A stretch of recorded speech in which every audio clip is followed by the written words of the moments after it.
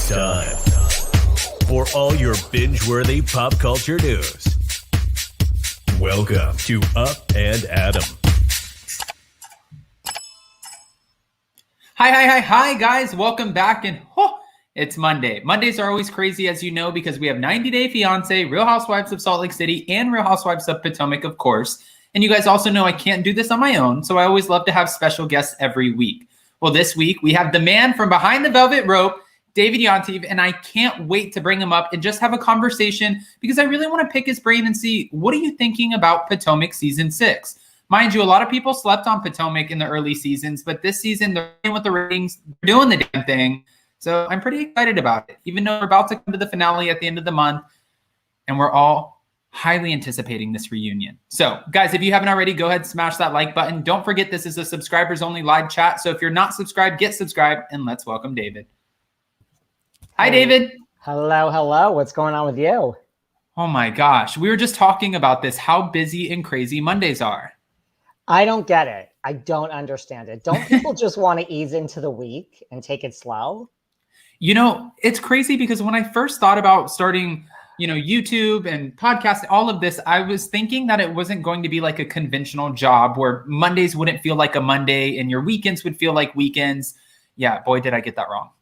It really, right? Isn't that weird? Because I agree. Like on the weekend, you're still working, but it just feels different. And on Monday, like you get that, I don't know, Sunday night, you get that, like you're not depressed. You just get that like angst of like, oh my God, tomorrow's like a work day. Right. No, exactly. And on Sundays, I'm just like, Sundays don't even feel like the weekend anymore because I'm watching 4 hours of episodes and I'm like, get me out of here. But it's okay. We do what we love. So why not? I guess we could be worse. We could hate our jobs, right? Exactly. Okay. So you obviously watched Potomac last night, right? I did. If you had to rate the episode of 1 to 10, 10 being the highest, what would you give it? I would give it a 7. Okay. A 7. Was maybe there any an 8? An 8? Maybe like 7, 8. You know what it is? Like this season for me, listen, it's not a bad season. It just started out so like, wow, we've got finally something here. Do you know what I mean? Not for Potomac, but just for Housewives in general. Like, remember in the beginning when Karen was talking about like hot boxes and sing-sings? It was just like that first episode was like, oh my God, like this season's gonna. So it's like it's petered off a little for me. Still a great compared to a lot of other things going on in the world. Right, exactly. And after watching New York Housewives, which I love our New York Housewives, but this season it obviously didn't bring it. Same thing with Orange County. I'm so happy that Potomac is bringing it, and Beverly Hills as well, but it's just unfortunate circumstances that it's based off of the back of the Girardi scandal. Totally. And that's the thing, like, even like when I had Giselle on my show, like I said, like, do you know that this was like the underdog? Like, she's like, oh no, we were not taken seriously. No one paid attention to us. So, it's had a moment, right? Like, I think after last season, like people realize Potomac is in the game now. I agree with that. I agree. And hopefully it continues to grow and evolve because a lot of people thought when Monique Samuels left the show, okay, we're not going to get any resolve here. What is the show going to look like? It was up in air, but the show's doing great. And bringing in our newbie Mia, even at first when she was introduced to us on social media before we actually saw her on the show, I was like, I don't know casting. I don't know if she's going to do it. But now watching her, she's gotten into it with Dr. Wendy Osefo, Estella, Candiace, now Ashley Darby. She obviously understands the assignment. She does. And that's the thing. It's like, if you look at like Wendy understands the assignment now, but I'm not so sure she did last season. So like, if you look at Mia, she gets it. You know what I mean? Like she gets it for a first season housewife. She gets it. I agree. She definitely gets it. I do want to bring up this photo because we picked up where we left off last week and we're at this dinner. It almost feels like a dinner from hell, the way that it's going. And Candiace, she puts one feud kind of to bed with Mia, but then obviously we see her go back at it with Ashley Darby. It's like the never-ending feud when it comes to Candiace, which, mind you, I love Candiace on the show.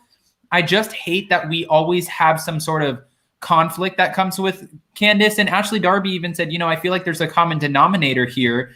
Are you shocked that every season it's seeming like we're starting to get more and more drama with Candiace, and this isn't ever going to bed? Does this shock you at all? Or no, you're not surprised? I feel that Candiace really understands the assignment too. I mean, I truly feel, and I say this because like I interview a lot of these people, and I really truly have to say, when I interviewed Candiace, she was like before, during, and after smart, intelligent. I mean, everyone's going to come for me now because I know, but like it was almost like a totally different person, honestly.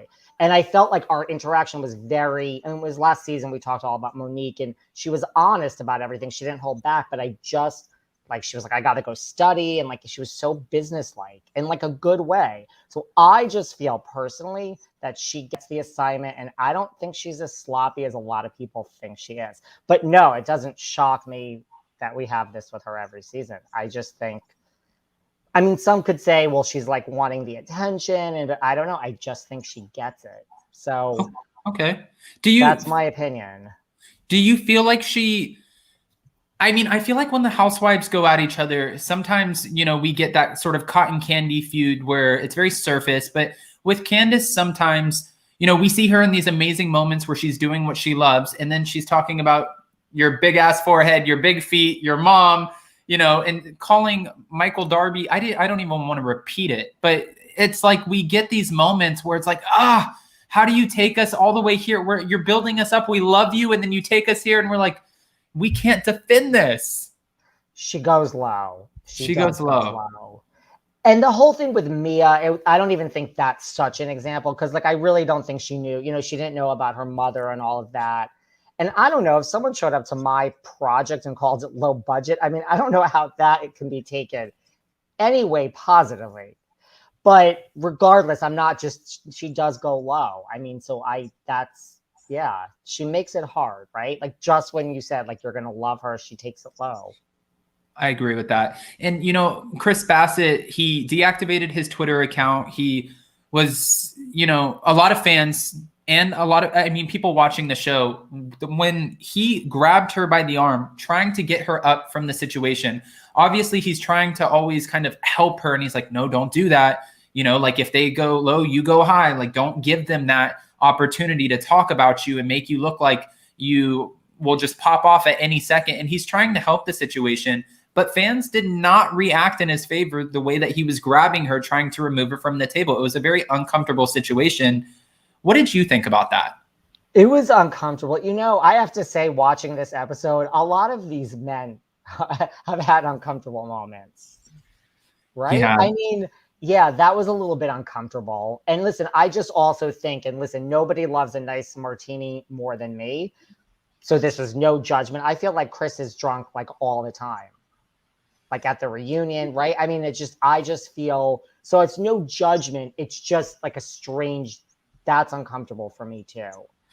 You know, it was interesting because I was talking about this with my fiance earlier. I don't know if it's editing or what it is, but we've seen Chris a lot this season with either a bourbon or a bottle in his hand, and always kind of, and I'm not saying the man has a drinking problem, because we get little snippets, right? So we might see him when he is having a drink, and all day he might be relaxed and, you know, in a more healthy state of mind. But like you said, I love a good martini too.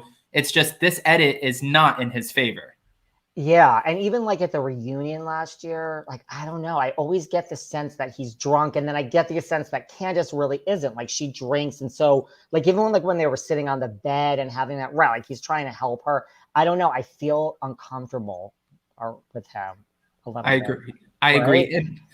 No, I definitely agree. And, you know, panning back over, and I'm going to go back and forth a little bit on this, but when we had the moment with Candiace and Chris on the boat, they're obviously so hungover. And it looks like that's how we had to get Candiace in order to have some sort of understanding and put this thing to bed with Mia, when they were both vulnerable about what was affecting them that the other person said. I was like, okay, now we're getting somewhere, because as much as we love our conflict on the Housewives, we still need the resolution to it every once in a while. We need some resolve. And when Candiace gave us that moment, you know this, I know this, when you're building a business or a brand or a podcast or YouTube or a music video, whatever you're doing, when you're putting your heart into it and your money and all of your hard work, she was very vulnerable with the fact that she's afraid that it could fail. So when Mia called it low budget, that affected her. And I could see where she was coming from. That's the thing. And I mean, it's not like she's Beyonce. I mean, like she could fail. Like it's a lot. So I mean, she's trying to really make this a real career. Like she has shaded the other housewives in the past of saying like this isn't a housewives album, and but I mean, it really is actually a real album compared to a lot of the other housewives songs. So I mean, I get where she's coming from. I mean, yeah, that's the thing. Like, how can that be taken positively when someone says low budget? And I don't know, asking if your husband's the manager or is he getting paid? Like, I mean, that is, I don't know how that could not be a shady question. I agree. I'm happy they were able to put it to bed, but one person in particular that obviously will never put this to bed. You just said you did an interview with her, Giselle Bryant, and I am conflicted here. I love Giselle on the show. I understand her position and who the character they portray her to be as. Like, I get her role on the show and that she always keeps things moving. She's very good at keeping the storylines flowing, and she is messy. Okay, just to be fair. But when Dr. Wendy Osefo, when they're having this moment where it looks like the women can try to move forward on the boat, you have nowhere to go. She just says, "I'm good on Wendy." I'm like, why are you here then? You showed up late. You're upset about the room. I get all of this, but then why are you actually here besides the fact that you're contractually obligated? Giselle is sloppy. I mean, she's messy, right? She's messy. She's just messy. I mean, I really would like to know who Wendy has more of a problem with, Robyn, or it's almost like what is worse, like maybe not being the most gracious host or just picking up and leaving. Like, I'm not sure, like that doesn't really help the situation, right? Right. Well, and with them picking up and leaving, the way that it's also the way they went about it. You showed up last, so obviously everyone is going to have their room assignments. They're going to have it together. I get I can't say I totally get it because I'm not a woman. I don't have that time of the month. But if Robyn's uncomfortable, wants her own bathroom, I understand these things, but this could be easily cured with a conversation, just open dialogue. And it would be like, okay, we understand why you want to leave. But I do want to ask you this because we have Robyn here. She looks miserable. She looks like she doesn't want to be there. She's explained to us why. But a lot of fans want to know, why is Robyn still on the show? Like, what? And this isn't a bad thing. This is not a negative because it takes a very extreme, eccentric personality to be a housewife. And if you don't have that, that's okay. That's probably a good thing. But for Robyn, we don't see her bring it as much as the rest of the women, I feel. I feel like she's more used as a crutch for Giselle to kind of go in on anyone she wants to and then know, okay, I have this ally. I can say whatever I want because at least I know Robyn will be here. Totally. I say all of this all the time. Like when I interview people that were like 1 season wonder or 2 season wonders, it's always the same thing. They always say like, I don't understand. I brought my real life to the show. And it's like, honey, they don't want your real life. I agree with you. It's a positive. It's a positive. You are a nice, wonderful person who's living your life and you thought they wanted to show it on TV and they don't. I agree. And when Giselle was here, she actually kind of read me a little bit because I said to her, I mean, what do you say about all the people online? I mean, I was really saying it, but I just used that as an excuse that like say that, that you are 1.5 housewives. And she literally acted like I was speaking a different language. She's like, I've never heard someone say that in my life. And I'm like, really? Really? I agree with you. I have been saying this, and I am 100% convinced that Monique quitting saved Robyn's job. I really think they were going to get rid of Robyn. But when Monique quit and it all was happening so quick, and this wasn't the OC or Atlanta or now New York where they were taking weeks and months to get it right because they really wanted to play off the like Monique and Candiace. This was like amazing. We got to get right into production. I think when Monique quit, that I really think that saved Robyn's job. I'm convinced Robyn was going to go. I agree with everything you're saying. I don't understand. Same thing. People were like, oh my, I was like, I have nothing against Robyn. Like, but I just, it's time. And what a great dynamic would it be for Giselle to just be like, you are on your own. So say what you have to now. If you still want to, she probably will. But like, it would be such an interesting dynamic to see Giselle. It's just you. So go. Right. I agree. And for Giselle, I would love to see her. I'm going to use Vanderpump Rules as an example really quick. So, those ratings too. But Vanderpump Rules has, okay. So Lala and Katie have really opened up to the rest of the group this season after Stassi and Kristen were fired. They had a clique and nobody was able to infiltrate this clique, right? But now we're seeing them kind of open up to the other cast members, or at least be open to the idea of having conversations that they probably wouldn't have had before. Well, pan over to Potomac. I feel like if we removed Robyn from the show, Giselle would be forced to open up and kind of put some things to bed and try to get to know the women a little bit more. But she doesn't have to do that right now because, again, she has this crutch. Totally. And I don't see how they could bring Robyn back. I just don't. Like, do I think she's having a better season than she's had in a long time? Yeah. I think some of this drama that she's creating with Wendy and leaving, it's helping, but I don't think it's enough. I think that it might be her time, for real. Do you think Eskella has what it takes to be a full-time housewife, or do you think that she will remain a friend?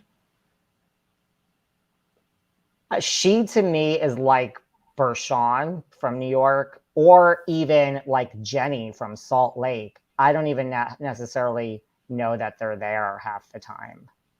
Okay, that's fair. Just me. So maybe if I was but maybe I think she has potential. I just feel like when she's on, I just kind of see through her. Now, we've seen some house husbands who have been messy as hell in the past, but this last episode, G is giving me cringe all the way around, licking his lips at the Grand Dame, picking at Ashley Darby when she's just trying to take a nap, saying that he forgot his skirt. I kind of, if we're going to talk about Chris Bassett and his drinking, I feel like G has been drunk this whole trip. It's so, first of all, you do not lick your lips or stick your tongue out at the Grand Dame. Like, excuse me. This is Miss Huger we have here. But that is so uncomfortable. Talking about all the sex you're going to get with your younger wife is so uncomfortable. Like, I don't know. It's weird to me. It's really weird, right? It's like, read the room. And the way he talks about and to his wife, we haven't seen this side of him. It was almost like we should have kept it to the scenes that we saw in the penthouse, because that at least made it look like he kind of leveled her a little bit. And it showed a very different side. Now, seeing him in this cast trip, we're watching where he's calling his wife a piece of ass. He's, telling her to shut up, shut her mouth. He's completely disrespecting her in front of the rest of the people. And I think that he doesn't realize you're giving all of the other women so much ammunition right now to go in on Mia by treating her the way you're treating her. But I feel like he's not in the right state of mind, so he's going to continue to do it. And now this is going to lead into next week's episode where we have a feud between Ashley Darby and Mia Thornton. It's strange. Yeah. There's nothing. Yes, and yes. Like, it's strange. It is strange. It's like, it makes you say, like, what a great guy Eddie Osefo is. Like, yeah. Right? Like, yes, and Dre. Yeah. Yeah. And Dre and Ray Huger.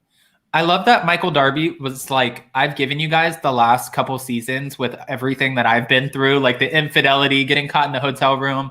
I'm checking out this season. You guys take it away. You can have the drama. And then we're going to get him at the finale. He's like, okay, fine. You guys need me to save something. I'll step in and say whatever I got to say. I don't know how Ashley worked that one, but they must have just been like, no, he's not going to be around. Yeah, it's interesting to me. And it's a very good excuse that they've had the second baby. And I wouldn't call that an excuse. I think that is appropriate. Somebody needs to be with the baby. The baby's newborn at this moment. So it makes sense to me. But I do want to ask, moving forward and throughout this episode, what surprised you the most? Was it the fact that Mia and Candiace were able to move forward? Was it G and his actions? Was it Giselle and Robyn deciding to up and leave in the middle of the night and go get a hotel? Like, what threw you off?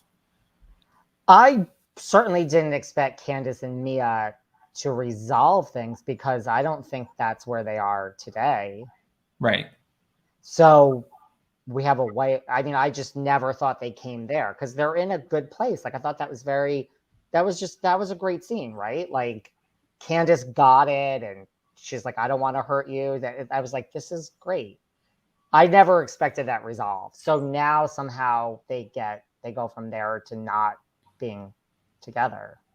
Right. Something happens. I mean, that resolved me. I mean, that shocked me. And yeah, I mean, out of nowhere, I'm like, this is going downhill fast. So fast. This is just, yes, this is not cute. It's not a cute look for anyone. But I have to say too, when Real Housewives of Beverly Hills started getting towards the end of the season, like the last 2 episodes before the finale, I was like, okay, let's get to the reunion already.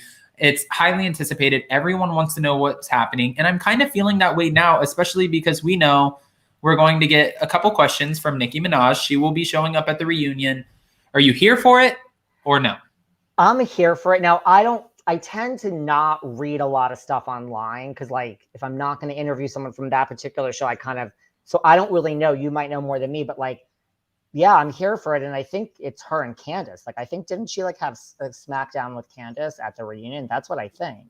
I think that she came in. Candiace was the only one who didn't go on social media and react in an exciting way, like an excited way about Nicki Minaj. She just didn't say anything. So we're hearing that Nicki came in. And of course, Nicki's not just going to come in with these cotton candy questions and be like, okay, I'm here to get along with everybody and just be super sweet. She's probably coming in to read her for filth, break her down like a Lego house, and just show everybody, okay, I showed up. So and she's like, I'm going to leave after, and I also don't care, and I'm Nicki Minaj. So these are my actual real questions. So, but I think her and Candiace get into it. So I am here for it. I am totally here for it. Yeah, I mean, so like it's a good season. That's what I mean. Like it's kind of now like, okay, what next? Like, right. Where's the reunion? Right, exactly. Let's not rush it along. I love it, but yeah, it's like, is anything really going to happen now that we haven't seen? Aside from the Michael Darby, Chris Bassett stuff, which, okay, we love a good husband's moment if it's organic and it makes sense. And we know this one makes sense because these two have been at each other's throats for a couple seasons now. So, all right, we'll take it. We'll take it. Yeah, totally. We'll take it. And it's kind of interesting. Since we're talking about the reunion, though, before I let you go, I do want to ask you really quick, out of all of these, Dr. Wendy Osefo, Ashley Darby, Karen Huger, Robyn Dixon, Candiace Bassett, Giselle, Escella, and, Mia Thornton. Which look was your favorite? Without overthinking it, I would say probably either Mia or Giselle. Okay, that's interesting because a lot of people didn't like Giselle's, but I thought it was very appropriate. I feel like you don't always have to be in the tightest, skimpiest thing, and if it's it's very age and size appropriate, this dress.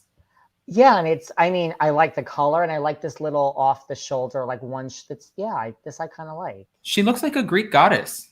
Yeah, I mean, what don't people like about it? The extra one shoulder's bare and one shoulder's not, or maybe because it's all one. I don't know what they don't like about, honestly. And I hate to say this because I don't want to be on a Robyn hate train because I'm not. This had to have been my least favorite, and it still looks great. But I'm saying if I'm comparing it to all of them, it had to have been my least favorite. That's not necessarily my favorite either.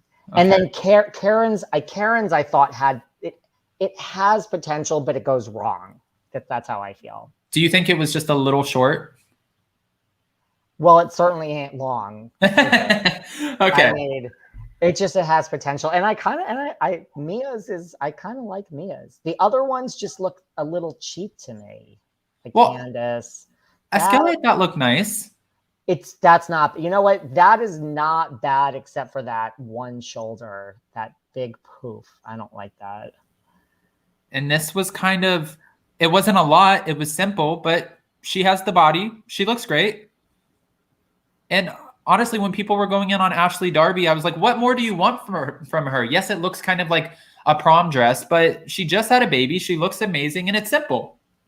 Yeah, I mean, like I love how they do, I wonder why they do that. And why does Potomac have these color codes? I would love to know. And like Beverly Hills doesn't. New York, is it because if you try to tell like Ramona Singer this is the dress code, she would say F you? I mean, why? Probably. And I'm so disappointed. I love our Beverly Hills women. I was so disappointed with our reunion looks when it came to Beverly Hills this season. I across the board, Dorit looked the best for sure, but just all the way around, I was like, what are we doing? I didn't know what Erica was wearing. Everybody was. I secretly liked Rinna's. I don't know why. I kind of like that. but I could understand why people would absolutely hate it as well. Yeah. Yes. But overall, totally disappointing considering it's Beverly Hills. Those damn Beverly Hills women. Okay. All right. Well, David, I know that you're extremely busy. And like we said at the beginning of this, Mondays are our crazy days. So I didn't want to keep you for a long time, but it's nice to meet you across the camera for the first time. I don't know if you know this, but my fiance and I were supposed to come to the Versace mansion with you and Dana a couple months ago, and we missed out on the opportunity. So we should have met. We haven't met, but now we've officially met. Do you live near Dana down there? I'm supposed to be down there soon. Yeah. So I'm in Palm Beach and she's in Miami. So we're only about 45 minutes to an hour. Yeah. I'm supposed to be down there in Miami or Palm Beach or West Palm Beach for the winter, let's just say. Soon. Oh, nice. Like the new year. But Dana's, yeah, I spoke to Dana yesterday. I told her I was coming on here. So I don't know if she spoke to you, but she said to say hi. No, she didn't tell me, but definitely I love Dana. We had the best time. We actually met up with her after a couple weeks later, and her and I sat in the pool and we had some cocktails. And next thing we know, we looked at our time and it was like 6 hours later and everybody was like gone. I'm like, I don't know how the hell this happened, but I have to go get ready for dinner. It was so nice meeting you. And we had such a great time. So if you make it down here and you know, the plan goes according, then we definitely have to meet up. We'll have to get Dana and let's go have some martinis. That's it. Listen, I'm simple. I'm like a simple girl. Just give me a drink and like whatever you want after that. Okay. Well, that could be used a ton of different ways, but that is true. I appreciate that. And for those who are living under a rock, David, we all listen to your podcast, but if somebody doesn't know where you're from, can you at least let us know where we can find you aside from the link in the description of this video? Guys, you have to go listen, but go ahead. Well, everyone also listens to you all day with all of your updates. I know that. So, but they can find me at Behind the Velvet Rope, which is on Apple, Spotify, anywhere podcasts are found. We do clips on YouTube, but really Apple, Spotify, or anywhere the audio is available. Behind the Velvet Rope, and on Instagram at Behind Velvet Rope. And it's literally a different interview every day, 5 a week, and mostly Bravo, some not Bravo. We like to mix it up. You pump out the interviews. Even if you go through your Instagram, it's like, this man doesn't sleep. Like, it's just go, go, go, go, go, which I appreciate and respect the hell out of. It's a lot of work. It's a lot of work. I mean, listen, I think like it's like what you do and Dana does is hard in a lot of ways. And what I do is hard in like different ways, but they're both like equally as hard. It's like, you just got to keep up. And like today we have Eileen Davidson on, little throwback to Beverly Hills. Oh, I'm curious what she's up to. That's how I feel. That's how I gauge where people fall, because I never know if people are liked or not. I mean, I kind of do until I post it on my Instagram and then I start getting the comments. So far, I'm not so sure Eileen is so well loved by everyone in the world. Oh, no. Poor Eileen. She definitely wasn't my favorite on the show, but I have to attribute it to the same thing that I said about Robyn. I think that she's very normal. She's sweet. She has a great life. It's just not crazy interesting for television.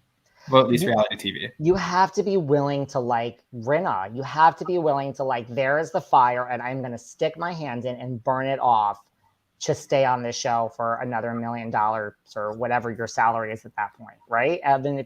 And like certain people just don't have it in them. They're like, this is my friend. This is my sister. It's like, that's how you stay on. You have to just really, if you're a good person, I'm not sure this is for you. I agree with that. I do want to ask you, do you think Lisa Rinna gets paid more than Erica? Probably, yes. Right? Yeah. I think Lisa Rinna gets quite a bit now. I could see that.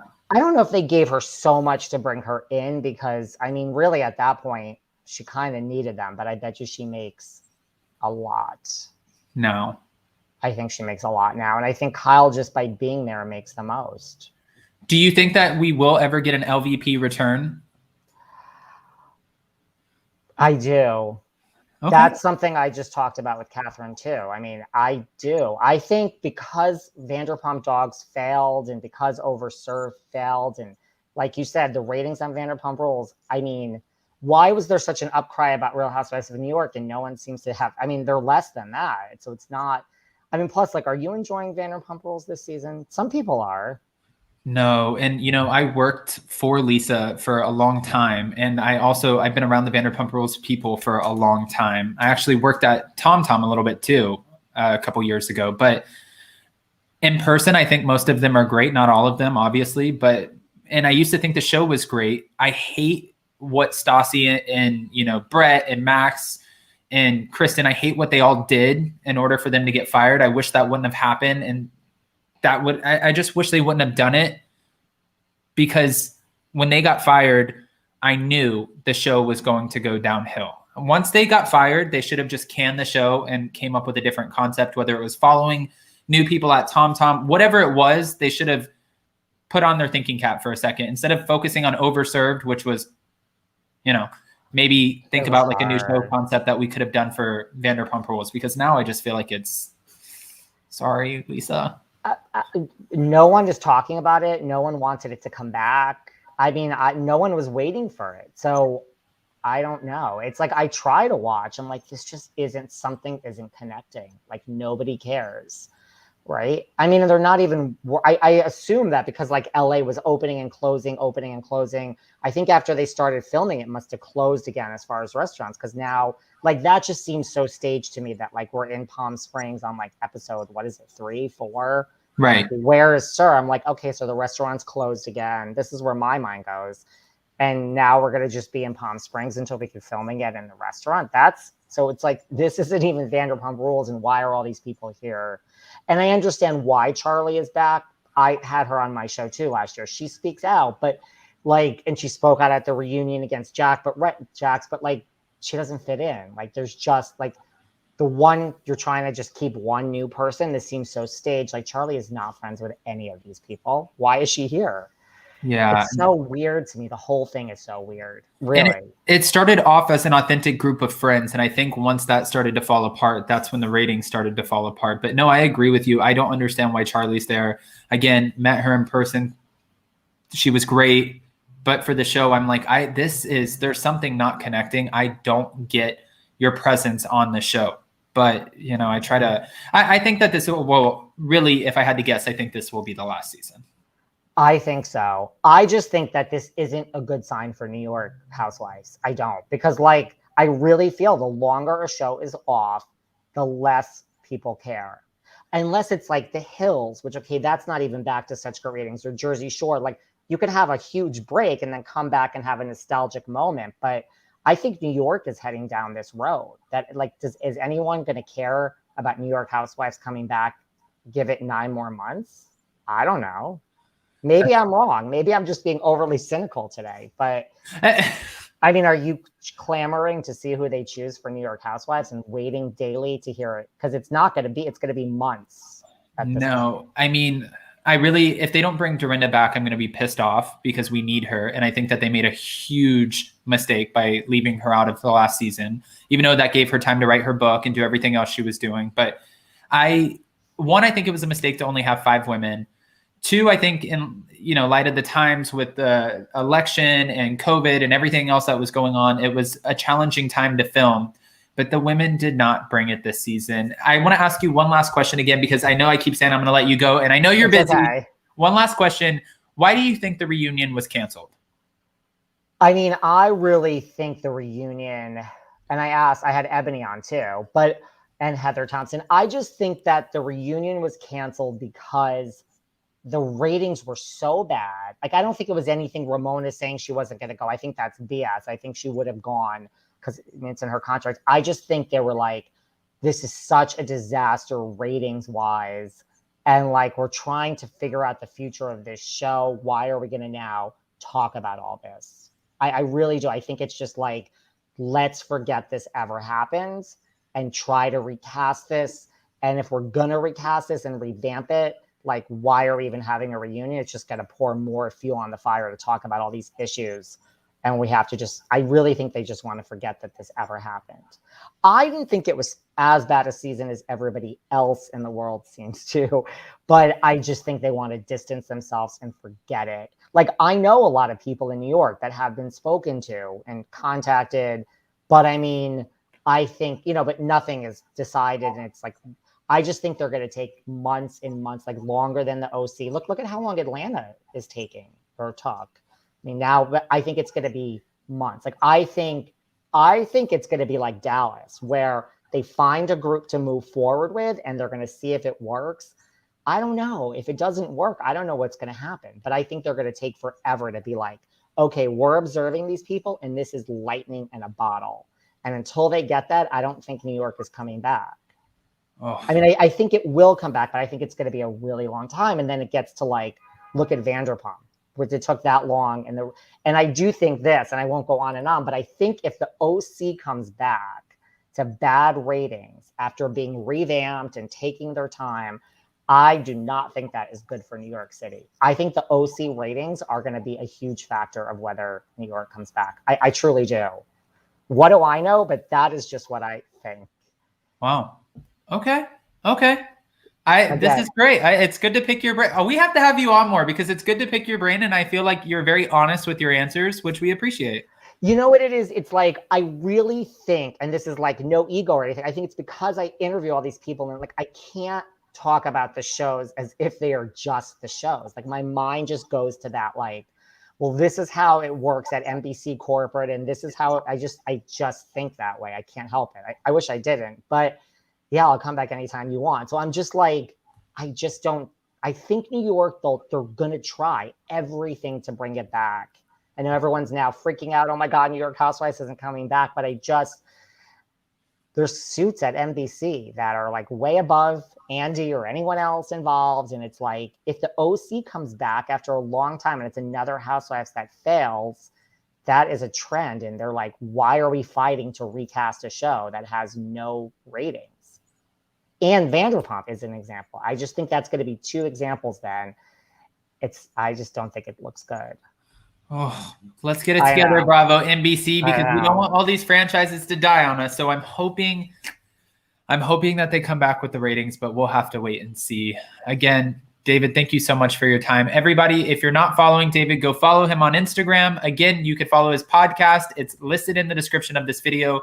David, I hope you have a happy and productive, not cynical Monday. The next time I come back, I promise I will be much more positive in my outlook on all of this. No. You don't have to. No, I just want you to be unfiltered. So you were good. This was great. That's my honest opinion.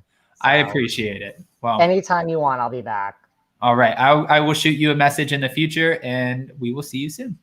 Thank you for having me. Of course. Thank you, David. Bye. Bye.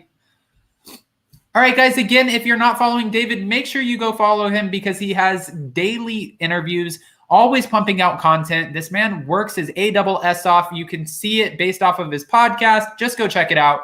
I'm telling you, I never lie to you guys. And if you haven't already, go ahead, smash that like button. Thank you to all of our mods in here. And thank you to our subscribers, as today was another subscriber-only live chat. We're coming back tonight at 6 p.m. Eastern Standard Time for Hot Messy Topics. There's a lot of shit going down. Again, subscribers only live chat. There's a theme around here. If you guys aren't picking up on it, I can't keep dropping it. So I'll see you guys so very soon. Bye, guys. Bye.